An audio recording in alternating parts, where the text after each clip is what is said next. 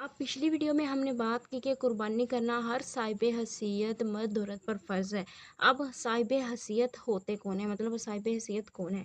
जिसके पास 7.5 तोले सोना और 12.5 तोले चांदी के बराबर मतलब पैसे हों, या घर का सारा सामान मिलाकर अगर इतनी कीमत बन जाए तो फिर वो साहिब हैसियत है।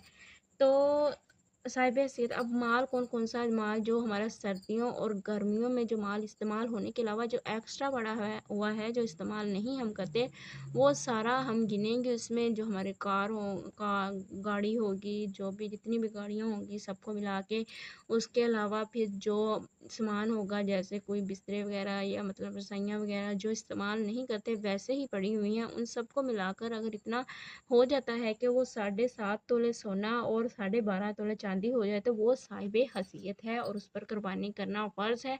अगर वो नहीं करेगा तो वो गुनाह कबीरा का मुस्तहिक है।